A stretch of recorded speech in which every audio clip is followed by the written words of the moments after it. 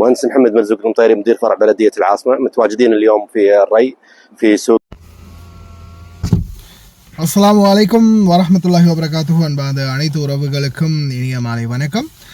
மிக முக்கியமான அப்டேட்டோடு வந்திருக்கிறேன். தயவு செய்து வீடியோவை ஸ்கிப் பண்ணாமல் கடைசி வரைக்கும் பாருங்கள்.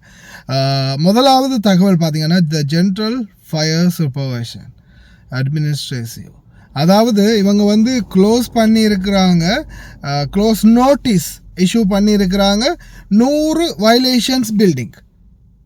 இது பார்த்தீங்கன்னா இந்த இன்ஸ்பெக்ஷன் கேம்பெயின் நடந்திருக்குது ஹவாலி கவர்னரேட், அடுத்ததாக கேபிட்டல் கவர்னரேட். கேபிட்டல்ன்றது பார்த்தீங்கன்னா தீரா, குவைட் சிட்டிக்கு ஷர்க் ஃபேஹில் ஷர்க் இருக்கு இல்லையா, ஷர்க் அந்த சைட், அடுத்தது வேறு எங்கே சொல்லலாம், தஸ்மன் அந்த ஏரியாவெல்லாம் இருக்கு இல்லையா, அது எல்லாமே ஷர்க் கேபிட்டல் கவர்னரேட்டுக்குள்ளே வருது.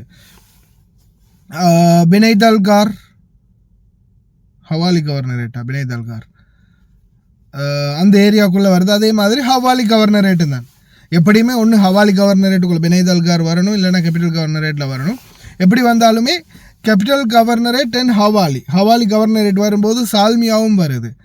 சால்மியாவிலையும் சரி, கேபிட்டல் கவர்னரேட்லேயும் சரி, 2 ஏரியாவிலையும் இந்த பிரச்சனை வந்திருக்குது. கிட்டத்தட்ட 27 பில்டிங் வயலேஷன்ஸ் பில்டிங் இன்னும் இருக்குது. ஷுவைக்லேயும் இருக்குது.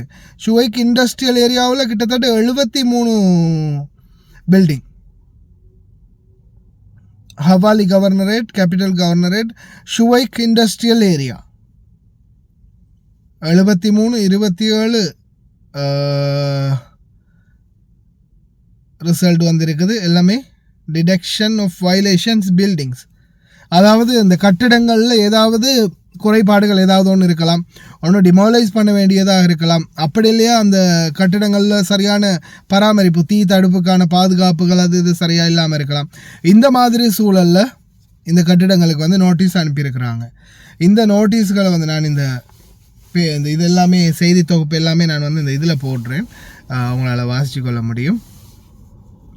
அடுத்த மிக முக்கியமான தகவல் என்னென்னு பார்த்தீங்கன்னா, souk இன்ஜாஸ் Kuwait municipality evacuation decision for Injas market in the Al Rai area.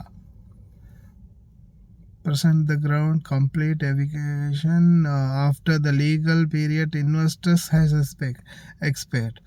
அதாவது சூக் இன்ஜாஸ் கேள்விப்பட்டிருக்கீங்களா? அல்ராயில் இருக்குமே சூக் இன்ஜாஸ். இந்த சூக் இன்ஜாஸ் பார்த்தீங்கன்னா இப்போதைக்கு முனிசிபாலிட்டியோட கட்டுப்பாட்டுக்குள்ளே வருது. அதாவது அந்த இடத்துல இனிமேல் பிஸ்னஸோ வியாபாரங்கள் எதுவுமே பண்ண முடியாது. மொத்தமாக அந்த இடங்களை அரச உடைமையாக்குறாங்க, மறுபடியும் புனரமைப்பு செய்கிறதுக்காக. அது வேறு இடங்களுக்கு மாற்றப்படுது. அந்த மாற்றப்படுறதோட பார்த்திங்கன்னா அங்கே இருக்கக்கூடிய இன்வெஸ்டர்ஸ் இருக்காங்க இல்லையா, அந்த வியாபாரிகளுக்கான கொடுத்த கால வரையறையும் في سوق إنجاز لتنفيذ بلدية الكويت مهندس منال العصفور بإخلاء சூக் இன்ஜாஸில் யார் யாரெல்லாம் இப்போ கடைகள் திறக்கிறதுக்காக அனுமதி வாங்கியிருப்பாங்க இல்லையா, லைசன்ஸ் இன்வெஸ்ட் பண்ணி காசு கொடுத்து, எல்லாருடைய இன்வெஸ்ட்மெண்ட்டும் எக்ஸ்பயர் ஆகிடுச்சு. இப்போ அந்த கடைகளுக்குரிய அனுமதி பத்திரம் அது இது எல்லாமே முடிஞ்சு போச்சு, லைசன்ஸ் எல்லாமே முடிஞ்சு போச்சு. லைட்டாகவே இருக்குது. அந்த லைசன்ஸ் எல்லாம் முடிஞ்சு போனதால் அவங்க என்ன செய்கிறாங்க, இனிமேல் உடனே எவிகேட் பண்ணலாம் இல்லையா. ஏன்னா இப்போ இவங்க இன்சூரன்ஸ் எல்லாமே புக் பண்ணி லைசன்ஸ் எல்லாம் எடுத்து லைசன்ஸுக்குரிய காசும் கட்டியிருக்கிறாங்க. இடையில் எலும்பு சொன்னால் தான் பிரச்சனை. இவங்க என்ன சொல்கிறாங்கன்னா, அவங்களுடைய லைசன்ஸ் பீரியட் எக்ஸ்பயர் ஆகிடுச்சு, முடிஞ்சிருச்சு. இனி அரசாங்க இடம், அது குத்தகைக்கு எடுத்த காலம் முடிஞ்சு போச்சு. இனி அரசாங்கம் அவங்களுடைய மற்ற வேலைகளை அந்த இடத்துல பார்ப்பாங்க. புனர் நிர்மாணம் பண்ண போகிறாங்களா, மறுபடியும் கட்டுமான பணிகளை செய்ய போகிறாங்க அப்படின்னு சொல்கிறாங்க. இதில் முக்கியமான பிரச்சனை என்னென்னா, சில இடங்களில் வியாபார தலங்கள் சும்மா இந்த மாதிரி செப்பரேட்டான இடங்களுக்கு டெம்ப்ரரியாக சில தொழிலாளர்கள் நியமிப்பாங்க. டெம்ப்ரரியாக நியமிக்கிற தொழிலாளர்கள் அவங்க வேறு எக்காமோவில் இருக்கிறதால அவங்களுக்கு எந்த ஒரு பிரச்சனையும் இருக்க போகிறதில்ல. அவங்க அந்த இடத்துல வேலை செய்வாங்க. ஒரு வேலை இந்த மாதிரி சிச்சுவேஷன் வரும்போது அவங்க உடனே அடுத்த தளத்துக்கு மாறிடுவாங்க. இன்னும் சில தொழிலாளர்கள் பார்த்திங்கன்னா நிறைய பேர் இந்த ப்ரொஜெக்ட் வீசாவில் வாரது. இதெல்லாம் பார்த்திங்கன்னா சிறு தொழில், அந்த முபாரக்கல் கபீர்னு சொல்லக்கூடிய அந்த வீசா இருக்கு இல்லையா, இந்த மாதிரி இந்த சின்ன சின்ன வீசா ப்ரொஜெக்டுக்கான வீசாக்களில் வாரது. அப்படி வரும்போது என்ன ஆகும்னு பார்த்தீங்கன்னா, இவங்களுக்கு ரிலீஸ் எடுக்கிறதா இருந்தால் ஒரு வருடத்துக்குள்ள 350 தினார் வந்து எதுக்கு கட்டணும்? ஷூனுக்கு கட்டணும்.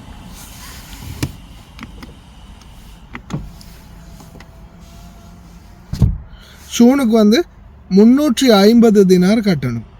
கட்டி ரிலீஸ் எடுத்து வேறொரு இதுக்கு அக்காமல் அடிச்சு கொள்ளலாம்.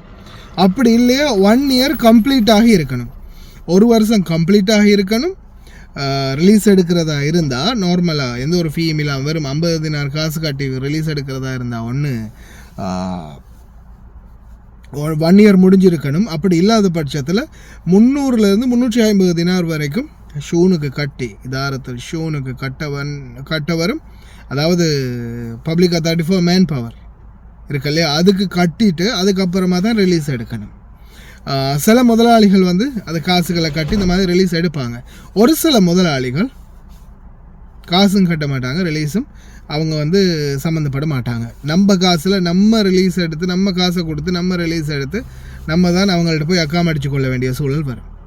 சிலருக்கு இந்த மாதிரி ப்ராசஸிங் வந்து கஷ்டமாக இருக்கலாம். ஒரு சிலர் வந்து கொடுக்கவே மாட்டாங்க.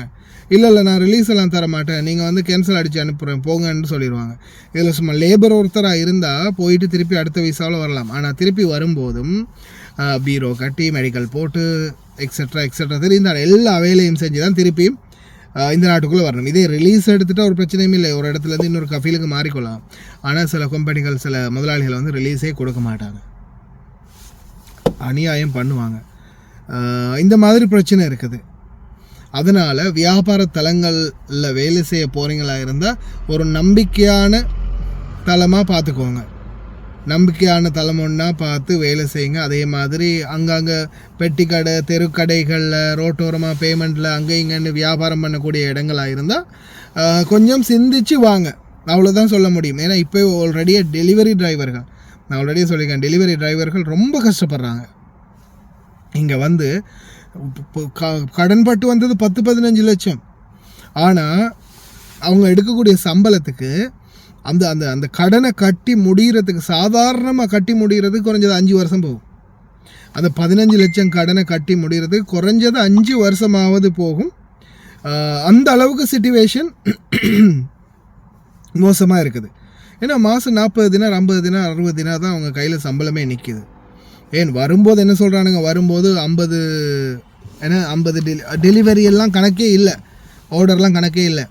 டெலிவரி வேலை 150 தினார் பேசிக் சம்பளம், சாப்பாடு, தங்கமிடம், அங்கே இங்கேன்னு 1000 ஆனை பூனைன்னு பொய்ய சொல்லுவானுங்க. கடைசியில் எங்கே வந்து பார்த்தா சம்பளம் டார்கெட் அடித்தாதான், சாப்பாடு ஒரு வேலை தான், ரூமு நீங்கள் பார்த்துக்கணும் இல்லையா. ரூம் வந்து அக்கமடேஷன் எங்கேயாவது 10 பேர் இருக்கிற இடத்துல 100 பேருக்கு ரூமை கொடுப்பானுங்க. இதுதான் இப்போதைக்கு நடந்து கொண்டு இருக்குது. அதால் தயவு செய்து ரொம்ப கவனம். அதே மாதிரி அப்பார்ட்மெண்ட்கள் நோட்டீஸ் கொடுத்துருக்காங்க. Hawalli governorate, Shuwaikh industrial, capital governorate, Sharq போன்ற பகுதிகளிலாம் அந்த ஏரியாக்களில் இருக்கக்கூடியவங்களும் கொஞ்சம் கவனமாக இருங்க. எந்த நேரத்தில் வந்து பில்டிங்கை விக்கெட் பண்ணுவாங்கன்னு தெரியாது. இந்த இதில் முக்கியமாக நான் சொல்கிறதுக்கான காரணம் என்னென்னா, இந்த ஹாரிஸ் இருக்கானுங்கள்ல, இந்த ஹாரிஸ் நாய்ங்க செலவானுங்க என்ன பண்ணுவானுங்கன்னா, அந்த ஒரு மாத வாடகை இருக்கு இல்லையா, இந்த ஜிலிப் ஷூக்கில் அப்படி தான் நடந்தது. அந்த மாத வாடகை எப்படியாவது கலட்டு வரைக்கும் இப்போ உங்கள்கிட்ட எதுவும் சொல்கிறதில்ல. இந்த மாத வாடகையை நீங்கள் கொடுத்த கையோடு தான் எல்லோரும் பில்டிங் விட்டு காலி பண்ணுங்கள், நோட்டீஸ் ஒட்டிட்டாங்க, எல்லோரும் பில்டிங் விட்டு போயிருங்க அப்படின்னு சொல்கிறது. சுடுது மடியப்படின மாதிரி அந்த நேரத்தில் தான் இவனுங்க அந்த கதையை சொல்கிறது. அதே மாதிரி சிலர் வந்து இந்த கேஸ் வந்து எனக்கு பேப்பராக பிடிப்பட்டுச்சு ஒன்று சரியா, ஜிலிப் ஷோக்கில். அப்போது எனக்கு வந்து அந்த சகோதரி சொன்ன பிறகு பில்டிங்கோடைய ஓனர் நம்பர் அவங்கள்ட்ட இருந்துச்சு. கால் பண்ணி உடனே விஷயத்தை நாங்கள் சொல்லும்போது பில்டிங் ஓனர் சொன்ன விடயம் என்னென்னா, பில்டிங் ஓனர் எங்கே இருக்கிறாரு, ஜெர்மனியில் இருக்கிறாரு அந்த பாபா. அவர் சொன்ன விடயம் என்னென்னா, எனக்கிட்ட இந்த மாதம் முடியாமல் போன மாதத்துக்கு முந்தைய மாதமே எனக்கு நோட்டீஸ் வந்ததை ஹாரிஸ் சொல்லி இந்த மாதம், அதாவது போன மாதமே நான் எல்லாரையும் வெக்கேட் பண்ணுறேன், எல்லாரையுமே பில்டிங் விட்டு காலி பண்ண வைக்கிறேன் அப்படின்ற விஷயத்தை எனக்கு ஹாரிஸ் சொல்லிட்டான். இதுதான் கடைசி எஜார் அப்படின்னு ஹாரிஸ் சொல்லிட்டான்.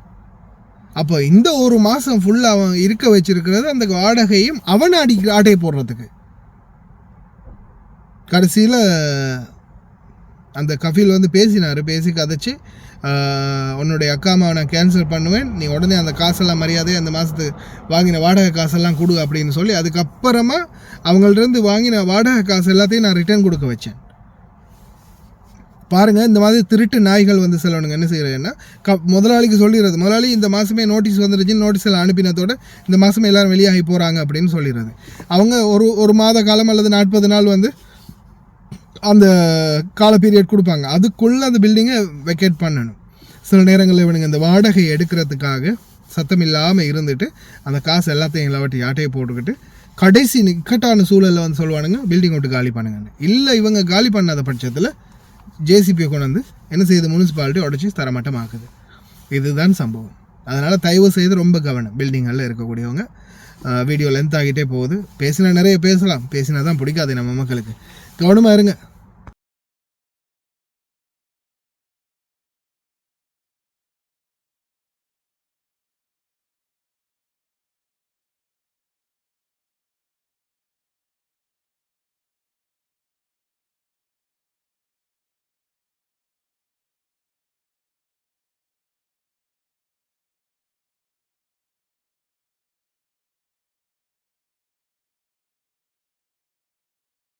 مهندس محمد مرزوق المطيري مدير فرع بلدية العاصمة، متواجدين اليوم في الري في سوق إنجاز لتنفيذ قرار مدير عام بلدية الكويت مهندسة منال العصفور بإخلاء السوق نظرا لانتفاء الصفة القانونية للمستثمر.